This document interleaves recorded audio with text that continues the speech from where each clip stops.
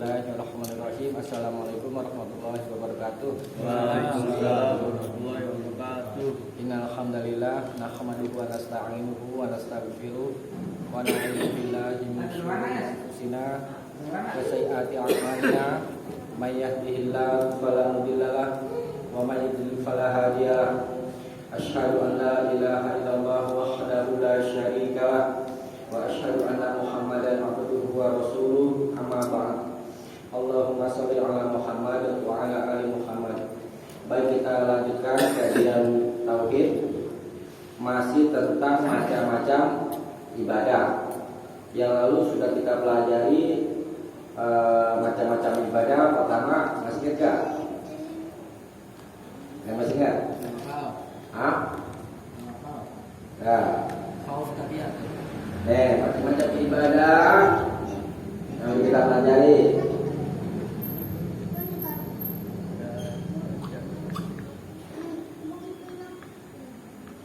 Pertama, iman. Kalau beriman yang 6. Kedua, Islam. Ketiga, ihsan. Islam belum Islam yang 5. Kalau ihsan satu rukunnya kita beribadah merasa diawasi Allah. Yang keempat apa?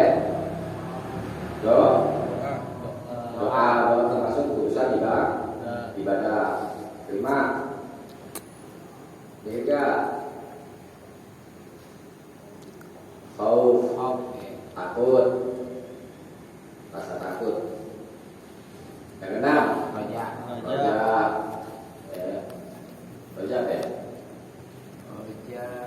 Pengharapan. Terus Tawakal. tujuh, tawakal. Tawakal apa? Berserah diri. Tawakal apa? Ada di sini tawakal Pada sesuatu. berserah diri.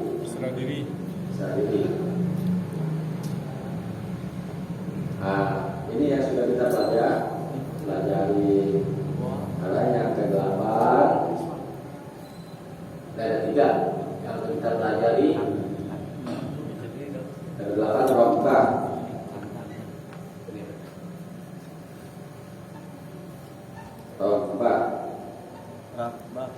Yang ke-9 Rohbah. pakai H, lalu pakai wain. Sebelumnya Rabbah, lalu pakai H. Khusyuk. Yang ke-10 khusyuk.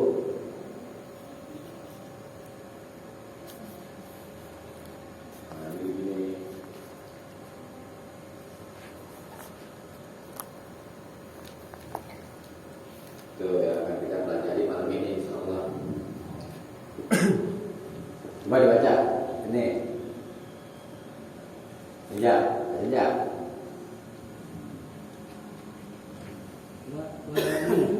Iya sampai. Tahun 20-an? Yang wadalilu rabbah. Wadalilu rohbati wal rohbati wal khusyu'i qauluhu ta'ala.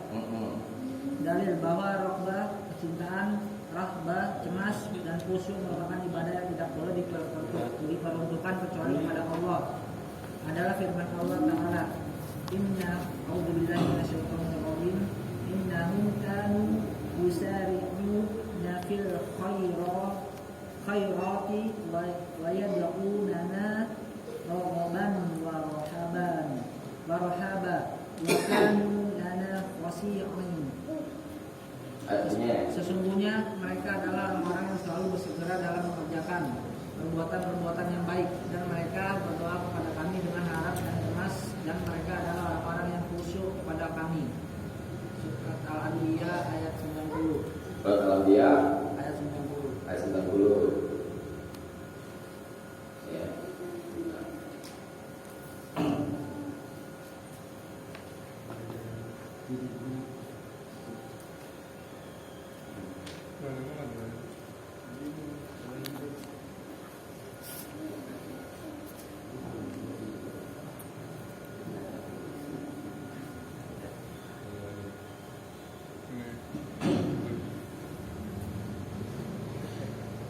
Kita ulangi. Wa dalilur rohba, dan dalil rohba cinta.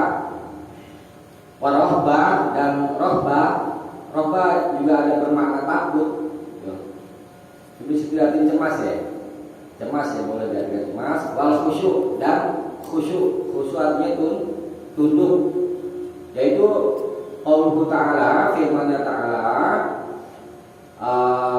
Jadi rohba dan khusyuk itu termasuk macam ibadah. Dalilnya mana? Yang lalu kan sudah kita bahas yang dikategorikan ibadah, yaitu apa saja yang Allah perintahkan, maka itu bernilai ibadah. Ini dalilnya. A'udzubillahi minasyaitonirrajim. Innahum, sesungguhnya mereka, kanu yusari'una, biasa yusari'una, bersegera fil khairat, dalam kebaikan.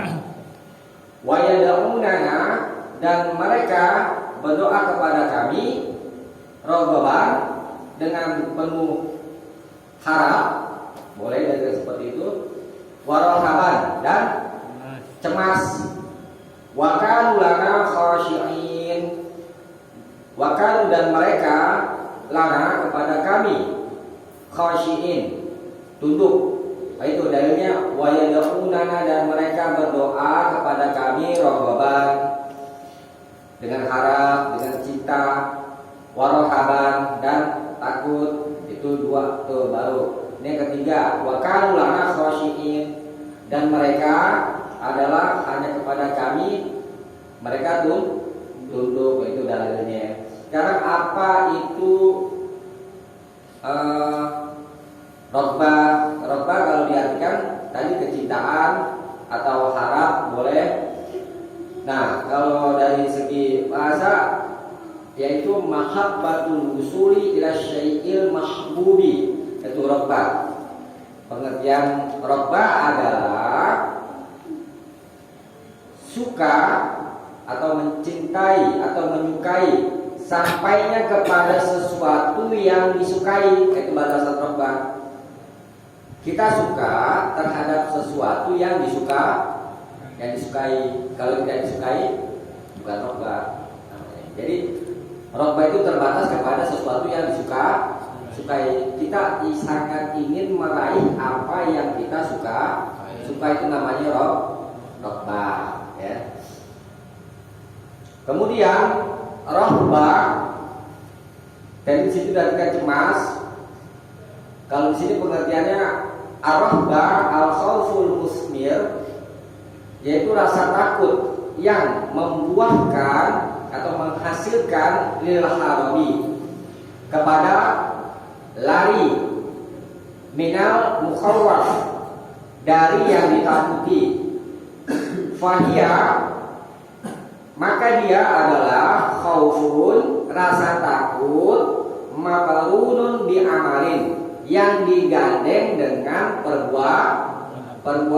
Yang lalu sudah kita pelajari khauf rasa takut. Tetapi khauf itu belum digandeng dengan perbuatan.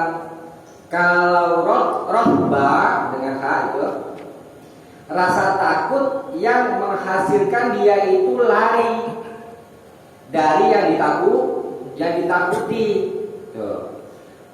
Dan bukan sekedar rasa takut saja, tapi diiringi dengan perbuatan. Kan beda, cuma rasa takut aja tapi kita nggak lari, bisa juga. Itu namanya khauf, ya. Tetapi kalau rohba disertai dengan perbuatan. Kemudian khusyuk adalah tunduk atau tumakninah atau tentram. Dari di dalam sholat itu kita diperintah khusyuk, maksudnya suruh tumakninah. Antara mana khusyuk adalah tumakninah dan tentram dan Tunduk kepada siapa? Li'azumatillah, kepada keagungan Allah. Bihaitsu, di mana yastaslimu, dia itu berserah diri atau tunduk liqadaihi, bagi keputusannya, al-kauni, yang bersifat kauni, wasyar'i, dan bersifat syariat. Nah, kita bahas satu persatu ya. Kita bahas tentang rohbah dulu ya. Di sini Allah terangkan bahwa rohbah termasuk macam ibadah itu dalilnya wayadunana, dan mereka berdoa kepada kami. Doa di sini ada mengandung dua, yaitu doa yang bersifat ibadah. Doa ada dua macam, doa yang bersifat ibadah, yakni kita beribadah kepada Allah, tidak menyekutukannya. Yang kedua doa masalah, doa permintaan. Nah, mereka orang-orang beriman diperintah sama Allah berdoa dengan penuh harap. Dia sangat ingin supaya yang dia inginkan itu dikabulkan oleh Allah.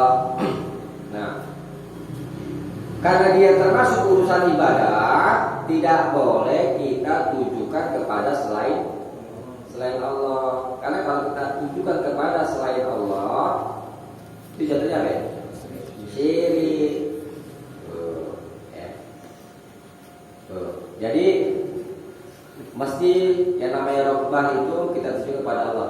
Kemudian rohbah, rasa takut yang disertai dengan perbuatan, yaitu kita lari dari yang kita takuti.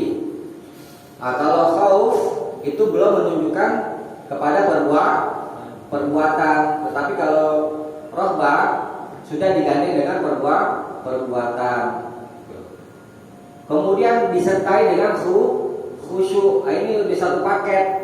Kalau kita mau berdoa kepada Allah harus rohbah, harus penuh harap.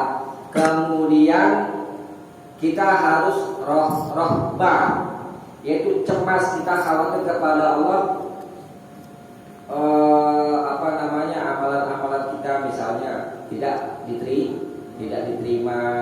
Kemudian kita juga disuruh khusyuk kepada Allah dalam berdoa. Begitu juga dalam urusan ibadah.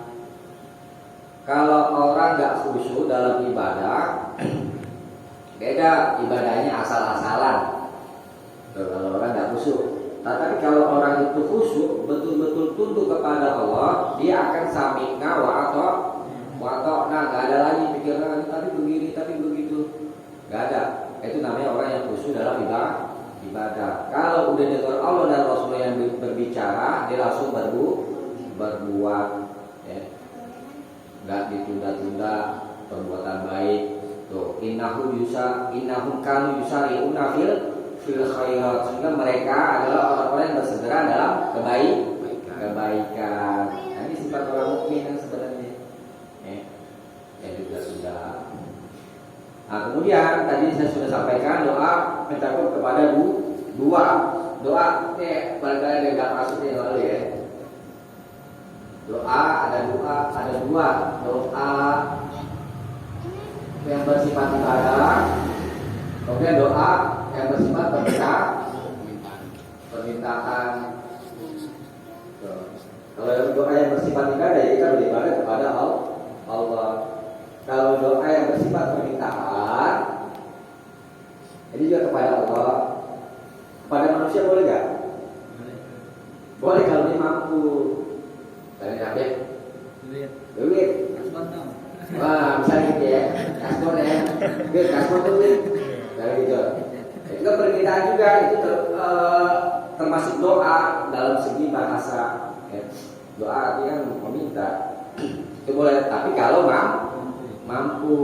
Tuh, dan hadir orangnya. Kalau misalkan nggak hadir, nggak boleh. Ngomong sendiri, kita itu nggak bisa ngomong sendiri. Iya, nah itu nggak boleh. Dan juga bukan kepada yang gaib itu maksudnya jin itu jangan. Itu doa. Kemudian mereka adalah berdoa dengan penuh harap pada apa yang di sisi Allah, wa tamaan dan tamak. Nah, kita tamak boleh. Tamak artinya apa tamak? Rakus kalau bahasa Indonesianya. Kalau bahasa yang ininya bahasa lain itu sangat ingin. Kita disuruh sama Allah berdoa dengan tamak. Tuh, arti kita sangat ingin, jangan putus asa, sangat ingin mengharapkan ganjaran darinya. Kemudian disertai rasa takut apa ini? Takut hukumannya, gitu. Jadi rogoban tadi waya daunana dan mereka berdoa kepada kami rogoban dengan penuh harap, yang ini mengharapkan ganjaran dari Allah. Kemudian warohaban dan cemas, yakni kita takut akan azab Allah. Baik juga orang Islam gak takut sama azab Allah. Sampai-sampai ada orang ngomong apa-apa itu masuk neraka, bisa ketemu ini, bisa ketemu itu, nggak tahu di neraka. Tuh surat Al-Ghasyiyah tuh, wujuhu yauma idzin khashi'ah, pada hari itu wajah-wajah tertunduk, terhina. Ya, wujuhu yauma idzin khashi'ah aminatun nasibah. Mereka sudah bersusah payah, lelah di dunia, tetapi di akhirat nasibah. Dia akan merasakan kepayahannya ini, dia akan dimasukkan ke dalam neraka. Kemudian berikutnya wujuhu yauma idzin khashi'ah amilatun nasibah tasla naron hamiyah. Dia akan masuk neraka yang sangat panas. Dia capek di dunia, ya, dia berbuat begini dan begitu, tapi amalnya tidak diterima. Ya. Di satu riwayat Umar bin Khattab melewati biara Tauhid, kemudian Umar menangis. Sahabat yang lain itu bertanya kepada Umar, apa yang menyebabkan kamu menangis? Karena Umar menyaksikan mereka sibuk beribadah di dunia, tetapi amalnya tidak diterima orang-orang sekali. Itulah yang menyebabkan aku menangis. Dan amilatun nasibah tasla naron hamiyah. Dia akan memasuki neraka yang sangat panas. Tusqa min ainin aniyah. Dia diberi minum dengan mata air yang aniyah. Aniyah itu airnya mendidihnya itu memuncak, sangat panas sekali. Kemudian lanjut tadi gimana itu? Laisa lahum ta'amun illa min dori. Tidak ada bagi mereka satu makanan pun illa min dori, kecuali pohon yang berduri. Itu makanannya. La yusminu, tidak menggemukkan, wala yumi minju, dan tidak menghilangkan lapar. Artinya apa ya? Mau lagi. Tuh, momogi kalau jadi momogi ya. Tuh, ya kan? Momogi, ada gitu momogi, mau lagi. Makan pohon yang berduri, dan dia terus merasa lapar. Habis makan mau lagi. Minum air yang mendidih, tidak menghilangkan haus. Habis minum mau lagi. Coba aja rasa itu minum air kopi yang panas nih, kita juga kuat ya kan minum kopi yang baru dituang airnya. Apalagi di neraka, itu sama aja nantang Allah. Masuk neraka Coba Michael Jackson. Nggak tahu dari neraka. Kita berharap ganjaran Allah dan takut dengan siksanya. Kemudian orang mukmin adalah orang yang selalu berbuat di jalan Allah dengan rasa khauf dan roja. Antara khauf dan roja, khauf itu rasa takut, roja itu harap, itu mesti seimbang. Ada yang kata seperti itu. Kemudian ada juga yang berkata, ketika seseorang sedang sakit, ini kita bahas tentang khauf dan roja ya, rasa takut dan harap. Ada ulama berkata, sebagian ulama berkata, ketika seseorang dengan sakit, hendaknya dia itu meningkatkan rojanya. Roja, karena kan orang kalau lagi sakit, hatinya itu sedang terpuruk. Nah, dia disuruh meningkatkan harapnya itu supaya semangat.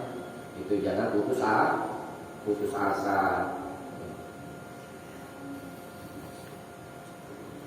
Kemudian supaya kita tidak menganggap remeh tentang larangan-larangan Allah, kita juga disuruh takut. Ya, kita sedikit ulang pelajaran yang lalu. Jangan rojaknya tinggi tapi khaufnya kagak. Kalau rojaknya tinggi nih, maksudnya rasa harapnya berlebihan tapi rasa takutnya enggak gitu ya. Ini seringkali orang itu menganggap remeh larangan-larangan Allah. Larangan Allah enggak apa-apa, Allah mau takut ini. Sehingga tidak berbuat dosa. Kemudian kita juga nggak boleh juga rasa takut yang tinggi, takut dengan azab Allah, nanti dia putus asa. Seperti orang seringkali kita mendengar orang mau taubat, ya, karena dia merasa dosanya sangat banyak, dia pesimis. Dosaku diampuni sama Allah. Nah itu harapnya yang kurang kalau itu. Jadi mesti ditikapi supaya seimbang. Allah kan Maha Pengampun. Bahkan dosa seluas langit dan bumi, kalau hamba itu minta ampun, taubatan nasuha, Allah suka. Sangat suka daripada orang yang ketemu kendaraannya itu di padang Sahara. Padang Sahara itu kan luas, sepi, gak banyak penduduk, ya. Kemudian kendaraannya hilang, gimana tuh? Ya orang tersesat. Nah kemudian ketemu lagi itu kendaraan yang orang tersenang. Nah Allah lebih senang dari itu, menyambut hamba-hambanya yang bertaubat gitu. Nah jadi dalam beribadah kita disuruh sama Allah dengan penuh harap terhadap ganjaran Allah, dan kita juga disuruh sama Allah takut dengan siksanya. Kemudian kita disuruh juga khusyuk itu kita kalau bahasa lain fokus ya. Kalau khusyuk itu fokus. Misalnya kita contoh sederhana nih, menjaga waktu-waktu sholat. Dia mau zuhur ya, harus siap-siap sholat zuhur. Itu termasuk khusyuk dalam ibadah. Karena dijaga itu urusan ibadah. Udah mau asar nih, sholat dulu ya. Itu khusyuk. Di semua perkara ibadah kita harus khusyuk. Iya Pak. Allahi, tobat kepada Allah itu lilladzina ya'maluna su'a, bagi orang-orang yang mengamalkan as-su'a. Su'a keburukan ini kejahatan dosa. Bijahalah, dengan sebab kebodohan. Jadi orang berbuat dosa itu dengan sebab kebodohan, tidak tahu, tidak mau belajar. Kalau orang itu tidak tahu, setan itu akan mudah menggoda. Beda dengan orang yang tahu. Orang yang tahu aja kadang juga masih meleset. Ya. Jadi itu pentingnya kita mempelajari Al-Quran dan hadis. Yang lalu tuh sudah kita bahas tuh. Orang sholat gara-gara ada sebercak di kaki itu tidak kena air. Kata Nabi, ulangi wudumu dan sholatmu. Batal kan? Orang itu nggak tahu, tapi sholatnya batal tuh. Ketika tahuan itu juga dikenai hukum. Ada orang bilang kalau orang nggak tahu, katanya ya KPU itu bisa belajar aja, dia nggak dosa. Enggak dong. Jadi menuntut ilmu, thalabul ilmi fardhatun ala kulli muslim. Menuntut ilmu itu wajib bagi setiap muslim. Ilmu di sini adalah ilmu Allah, ilmu Al-Qur'an dan hadis. Kita mesti pelajari supaya kita tidak terjerumus kepada perbuatan dosa yang mengakibatkan kita masuk neraka. Ya. Tuh. Ya. Jadi kembali lagi ke pembahasan rotbah dan khusyuk itu termasuk urusan ibadah. Ini terakhir nih, apa namanya? Al-khasyah. Satu lagi. Khasyah.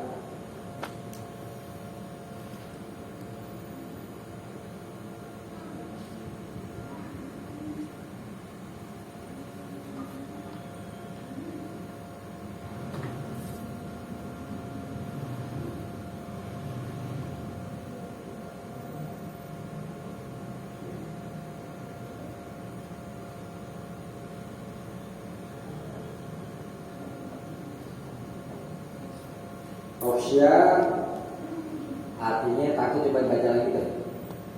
Dalil khosya ini. Dalilul inabati. Bukan.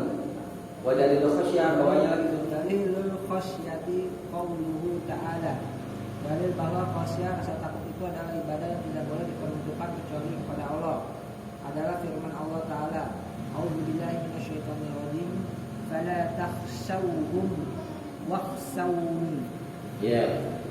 Maka janganlah takut kepada mereka dan takutlah kamu kepadaku. Surat Al-Baqarah ayat 150. Ya, kita ulangi. Wa dalil khosyah termasuk urusan ibadah. Ini dalilnya, dasar hukumnya. Qauluhu ta'ala, firman-Nya ta'ala, fala takhshawhum. Janganlah kamu takut kepada mereka, wakhshawni. Tetapi takutlah kepadaku, kepada Allah. Nah ini perintahnya wakhshawni, dan ini larangannya sebelum itu fala takhshawhum. Jadi kalau ada perintah dari Allah, maka ketika kita melakukan pekerjaan perintah itu, maka itu bernilai ibadah. Begitu juga dengan menjauhi larangan Allah. Itu dalilnya. Khosyah itu apa? Khosyah itu kalau diartikan takut. Tetapi takutnya di sini ada perbedaan dengan yang sebelumnya. Al-khasyatu hiya khauful mabniyu 'alal ilmi. Khasyah itu rasa takut yang dibangun di atas ilmu. Bi azmati man yakhshahu. Ilmu tentang apa? Ilmu tentang kebesaran orang yang ditakuti. Nah, misalnya gini, di satu kampung ada bujuk. Kami itu. Oh iya deh, sama dulu deh. Kami pokoknya. Orang takut sama dia. Sadis orangnya. Main bacok misalnya. Waktu itu semua sama dia. Misalnya gitu ya, sebagai contoh aja. Enggak fakta. Fakta ya? Bukan begitu deh. Gila aja. Ya, sekarang udah enggak ya. Insya Allah kan. Nah, orang itu takut karena tahu nih simpah. Udah enggak apa-apa deh, sebagai contoh ya. Tahu simpahnya ini orangnya sadis, main bacok. Nah, itu namanya khosyah. Dia takutnya itu mengerti siapa yang ditakuti itu. Dia tahu. Kalau khauf umum sifatnya. Kadang-kadang kita takut, tapi kita nggak mengerti dengan yang kita takut kepadanya itu. Apakah dia betul-betul punya kekuatan atau tidak? Cuma semata-mata takut. Kalau khosyah ngerti bedanya. Gitu. Makanya Allah katakan di dalam Al-Quran, innama yakhsyallaha min ibadihi. Hanyalah yang takut kepada Allah dari hamba-hambanya adalah al-ulama, orang-orang berilmu. Jadi orang yang takut kepada Allah dengan betul-betul dia takut, ya, dia juga disebut ulama. Misalnya Pak Nenek, takut sama Allah, bisa disebut ulama kalau dia berdasarkan ilmu, mengerti kenapa kita disuruh takut kepada Allah. Karena Allah maha kuasa, maha berkehendak. Tuh, dia berbuat sesukanya. Ya. Nah, mengerti kita tentang orang yang kita takuti, tapi dengan ilmu. Bisa disebut ulama. Tuh, Jadi semakin tinggi ilmu, semakin kencang rasa takut ya Ustaz ya? Iya dong. Ada orang bijak katakan puncak ilmu itu Rasul hikmah, kata ulama, kata bijak ya, selalu ulama. Rasul hikmah, puncak ilmu adalah makhafatullah, takut kepada Allah. Jadi kalau orang belajar ilmunya tidak mengantarkan kepada takut kepada Allah, maka dia belum mencapai hakikat puncak ilmu. Walau jauh-jauh, tinggi-tinggi, tapi malah menentang Allah dan Rasul. Kenapa kok demikian ya? Dikatakan orang yang takut pada Allah itu hanyalah dikatakan ulama. Sekarang coba kita pikir-pikir, kita bisa belajar mengikuti itu. Alat belajar apa ya? Akal kan? Supaya kita tahu akal ini siapa yang ciptain. Begitu hebatnya akal itu bisa memperoleh ilmu. Sehingga manusia itu dengan akal itu bisa menjadi orang yang paling hebat di dunia, ya. Orang terkagum-kagum dengannya. Tuh. Terus bagaimana orang yang menciptakan akal itu? Iya. Jadi ilmu yang sebenar-benarnya adalah kita belajar menuntut ilmu itu mengantarkan kita kepada takut kepada Allah. Kalau kita belum sampai kepada rasa takut kepada Allah itu, maka ilmu kita itu masih belum sampai. Ini masih ada belum sampai deh ilmunya. Belum nyerap.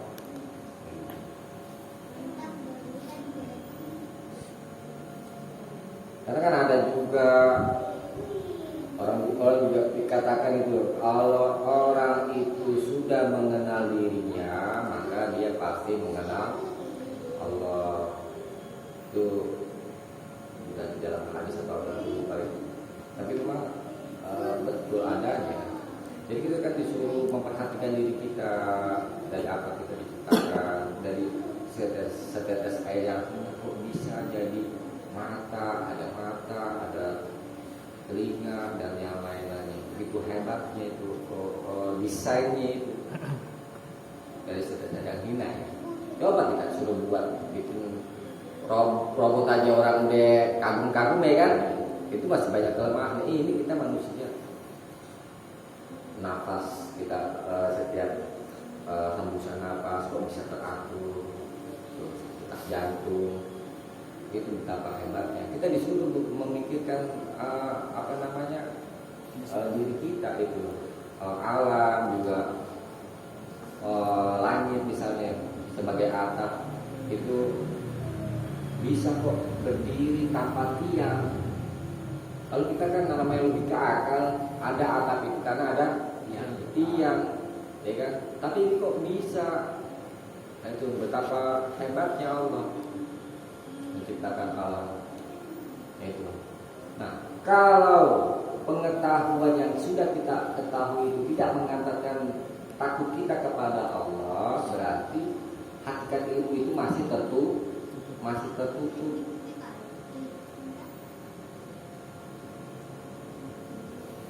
Kalau takut mati, takut. Ada terkandung juga dari ungkapan Allah ini, innama yakhshallaha min ibadihil ulama.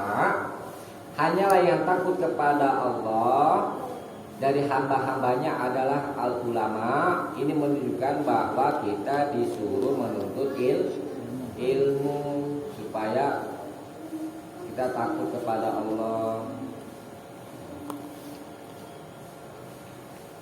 Bedanya sama khauf apa? Itu bisa jawab. Khosyah sama khauf. Bagus. Khosyah. Khosyah. Bedanya ini sama khauf. Jadi kita sama-sama takut ya kan? Ayo kita jawab nih. Saya takut yang diiringi dengan ilmu. Iya. Kalau khauf belum kan? Belum tentu. Belum tentu. Oke. Bisa dipahami ya? Itu berapa itu? 12. Ya. Tungguin aja. Bisa kapalan. Kita kalau umpamanya takut Ya. yang Saya jawab aja sekarang deh ya. Kita cukupkan dulu sampai sini. Mudah-mudahan ada manfaatnya. Kurang lebih mohon maaf. Subhanallah.